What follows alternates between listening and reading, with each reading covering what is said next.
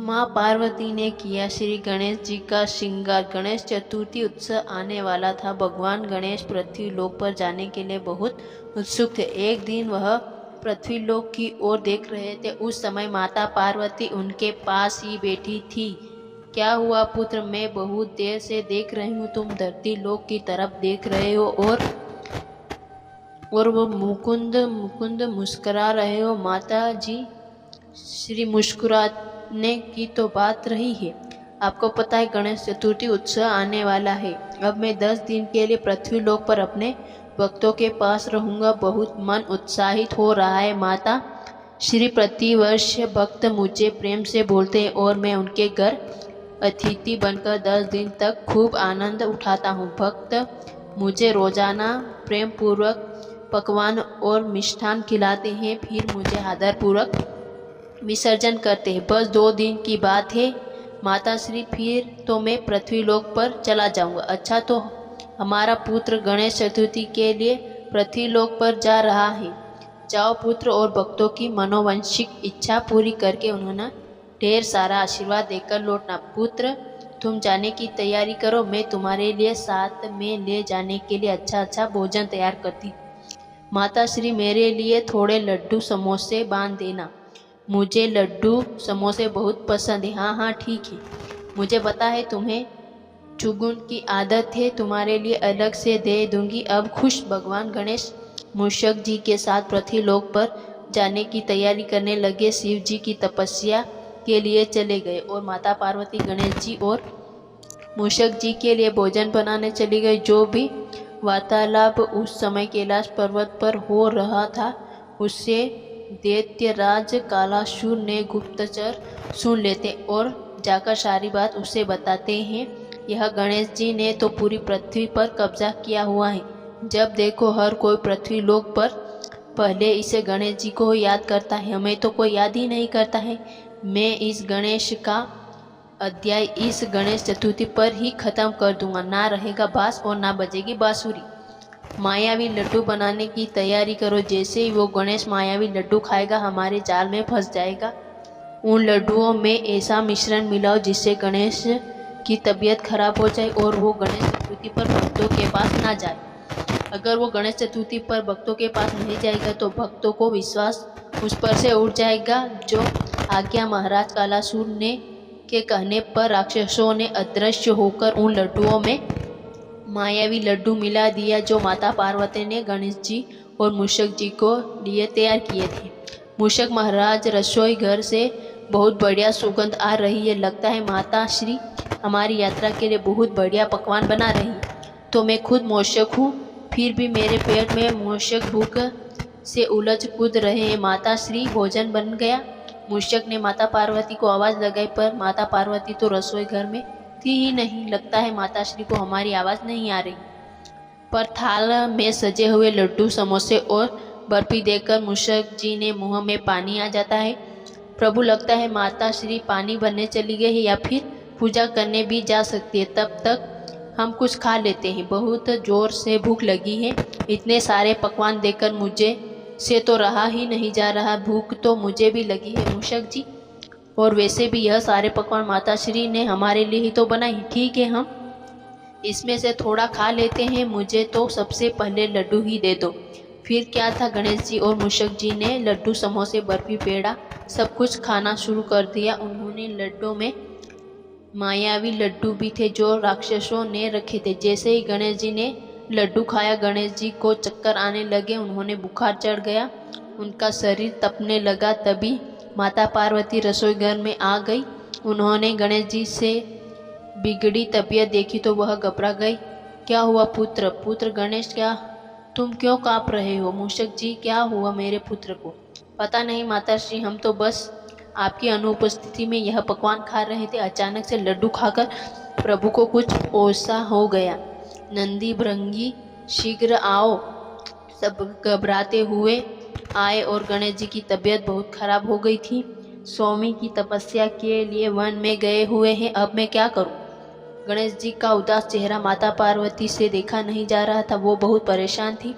देवी पार्वती मैंने गजानन को सभी औषधियाँ पिला दी है, किंतु किसी भी औषधि का असर नहीं हो रहा है। लगता है गजानन ने अवश्य कुछ ऐसा खाया है जो मायावी था और जिसकी तोड़ अब केवल ब्रह्मादेव ही बता सकते हैं। मुझे ब्रह्मादेव के पास जाना होगा। पुत्र गणेश, मैं ब्रह्मादेव से मिलकर आती हूँ। नंदी, तुम गणेश का ध्यान रखना, मैं बस थोड़ी देर में आती हूँ। माता पार्वती ब्रह्मा जी के पास जाती है और उन्होंने सारी परेशानी बताती है। गणेश जी के बारे में सुनकर ब्रह्मा जी बहुत दुखी हो जाते हैं। देवी पार्वती अवश्य ही दानवों की कोई चाल है, उन्होंने ही भोजन में कुछ मिलाया है। जहाँ तक मैं समझ पा रहा हूँ, यही चाहते हैं कि गजानन गणेश उत्सव के लिए पृथ्वीलोक पर ना जाए। वही गणेश गजानन से इच्छा करते हैं, क्योंकि संसार में उन्हीं ही परम पूजनीय माना जाता है और उसकी प्रथम पूजा के कारण राक्षसों के मन में उनके लिए अत्यधिक इच्छा उत्पन्न हो गई है। महादेव, ब्रह्मादेव, मेरे पुत्र को ठीक करने का क्या उपाय है? कृपया करके बताएं। मेरा पुत्र बहुत उदास है, वो बहुत उत्साहित था पृथ्वी लोक पर जाने के लिए, उनसे बहुत सी तैयारी कर रखी थी। देवी पार्वती, एक उपाय जिसे करने से गजानन ठीक हो जाएगा, बताइए। ब्रह्मादेव, क्या उपाय है? देवी पार्वती, उपाय यह है कि आपको स्वयं अपने हाथों से अपने पुत्र गणेश का श्रृंगार करना होगा। जब आप स्वयं अपने हाथों से अपने पुत्र का श्रृंगार करेगी तब पुत्र गणेश ठीक हो जाएगा, क्योंकि श्रृंगार एक माँ के हाथ से होगा तो पुत्र को ठीक होना ही होगा। ब्रह्मादेव, आपका बहुत बहुत धन्यवाद है। मैं अपने पुत्र को अपने हाथों से ज़रूर तैयार करूँगी। मैं खुद अपने पुत्र का श्रृंगार करूँगी। माता पार्वती तुरंत कैलाश पर्वत लौट आई। नंदी और मूषक जी गणेश जी के पास चिंता कर रहे थे। चिंता मत करो मेरे पुत्र, मैं आ गई हूँ, तुम बिल्कुल ठीक हो जाओगी। माता श्री, क्या ब्रह्मादेव ने कोई उपाय बताया? हाँ मूषक, ब्रह्मादेव ने मुझे बताया है कि अगर मैं अपने हाथों से पुत्र गणेश का श्रृंगार करूंगी तो वो ठीक हो जाएंगे। एक माँ के प्रेम और स्पर्श में इतनी शक्ति होती है कि वह हर रोग को ठीक कर सकती है। यह सुनकर गणेश जी की आंखों में चमक आ गई। उनके चेहरे पर एक हल्की सी मुस्कान आ गई, जो उनकी तबीयत खराब होने के बाद पहली बार दिखी थी। माता पार्वती ने एक एक करके श्रृंगार का सारा सामान इकट्ठा किया। उन्होंने सबसे पहले गणेश जी को सुगंधित जल से स्नान कराया। फिर उन्होंने माथे पर चंदन का लेप लगाया, जिससे उनके शरीर की गर्मी कम होने लगी। श्रृंगार पूरा होते ही गणेश जी स्वस्थ हो गए, अपनी समस्या स्वस्थता में वापस आ गए। उन्होंने चेहरे पर खुशी और संतोष का भाव था। धन्यवाद माता श्री, आपके प्रेम और स्पर्श से मुझे फिर से नया जीवन दे दी। अब मैं पूरी तरह से स्वस्थ हूँ और पृथ्वीलोक पर जाने के लिए तैयार हूँ। पुत्र, जाओ और अपने भक्तों को ढेर सारा आशीर्वाद दो। तुम हमेशा स्वस्थ और सुखी रहो। गणेश जी के स्वास्थ्य होते ही कैलाश पर्वत पर खुशी की लहर दौड़ पड़ी। शिव जी भी अपनी तपस्या से वापस आ गए और गणेश जी को स्वस्थ देखकर बहुत प्रसन्न हुए। देवी पार्वती, तुम्हारे प्रेम और मातृत्व ने गणेश को नया जीवन दान दिया है। यह दुनिया की सबसे बड़ी शक्ति है और इस तरह माता पार्वती के हाथों के श्रृंगार ने न केवल गणेश जी को स्वस्थ किया, बल्कि दुनिया को यह भी सिखाया कि एक माँ का प्यार और स्पर्श सबसे बड़ा उपचार है। कालासुर की चाल नाकाम रही और गणेश जी ने प्रति भक्तों का विश्वास और भी गहरा हो गया। गणेश पूरी तरह में 7 साल का विवेक अपनी माता नीलम और पिता हरीश के साथ रहता था। हरीश प्राइवेट कंपनी में नौकरी करता था, बल्कि नीलम एक घर संभालती थी। विवेक उनकी एकलौती संतान थी। एकलौती संतान होने के कारण उसके माता पिता उसे बहुत प्यार करते थे। उनका एक खुशहाल परिवार था, लेकिन एक रोज उनकी खुशियों को किसी की नज़र लग गई। हृदय गति रुकने से अचानक नीलम की मृत्यु हो गई।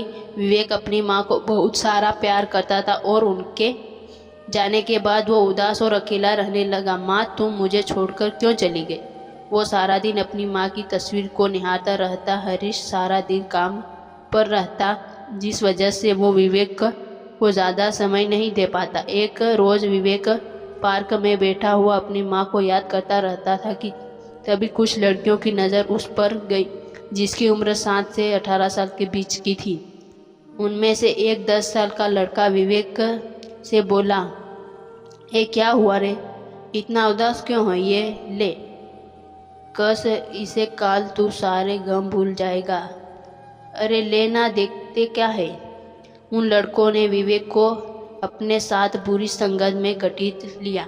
सब विवेक हर रोज घर से स्कूल जाने के लिए तो निकलता, लेकिन वो स्कूल बंद करके अपने उन बिगड़े हुए दोस्तों के साथ सारा दिन आवारागर्दी और नशा करता। विवेक, बेटा यह सब क्या है? स्कूल से तेरी इतनी कंप्लेंट आ रही है, तू पढ़ाई पर ध्यान क्यों नहीं दे रहा है? मुझे स्कूल नहीं जाना पापा, मेरी पढ़ाई में बिल्कुल मन नहीं लगता। ऐसा नहीं करते हैं बेटा, अगर तू पढ़ेगा नहीं तो बड़ा आदमी कैसे बनेगा? हरीश की बातों का विवेक पर कोई असर नहीं हुआ।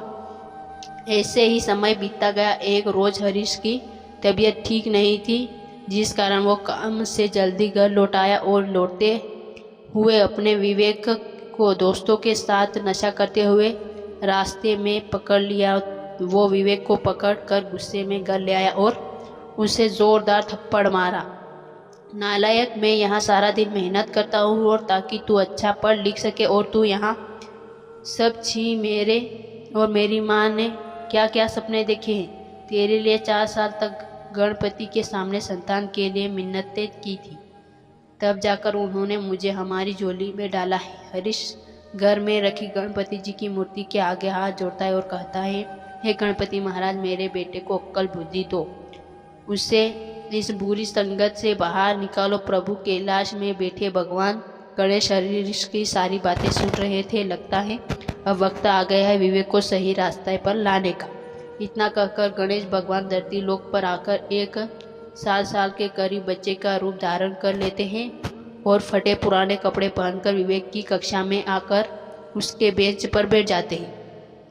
यह टीचर कौन है? लगता है नया आया है क्लास में। अरे ओ, क्या नाम है तेरा? मेरा नाम गुण है और मैं आज ही स्कूल में दाखिला लिया है। तभी क्लास में टीचर आती है और पढ़ाने लगती है। सभी बच्चे अपनी अपनी किताबें निकालते। मिक्स गुण भी अपनी किताब खोल लेता है और लेकिन गुण देखता है कि विवेक पढ़ाई में बिल्कुल भी ध्यान नहीं दे रहा है। छुट्टी होने के बाद वह विवेक के पास जाता है और उससे कहता है, अगर तुम्हें बुरा ना लगे तो क्या मैं तुम्हें दोस्त बनाऊं? दोस्त? अच्छा ठीक है। विवेक जेब से गुटखा निकालकर अपने मुंह में डाल लेता। गुण यह सब देख रहा था। कुछ देर चलने के बाद गुण ने विवेक से पूछा, क्या हुआ दोस्त? मैं देख रहा था क्लास में तुम्हारा पढ़ाई में बिल्कुल भी मन नहीं लगता है। कन्नू, सच कहूँ तो माँ के मरने के बाद मेरी पढ़ाई में बिल्कुल भी मन नहीं लगता। तुम्हें पता है, जब मेरी माँ थी तो मुझे खुद पढ़ाती थी। हाँ, तो अपनी उसी माँ की खातिर तुम फिर से पढ़ाई में मन लगाओ। जब वो ऊपर से तुम्हें देखती होगी तो क्या उन्हें अच्छा लगता होगा? वो तुम्हारे बाबा वो सारा दिन धूप में जलकर तुम्हें अच्छी शिक्षा देने के लिए, अच्छा इंसान बनाने के लिए कड़ी मेहनत करते, और तुम्हारे पास तो हर सुविधा है। दोस्त एक, मुझे देखो, मैं गरीब घर से हूँ और मेरे पास तो स्कूल की फीस तक भरने के लिए पैसे नहीं है। तो वो भला हो उसे प्रिंसिपल का, जिससे मुझे गुफ्त में दाखिला दे दिया।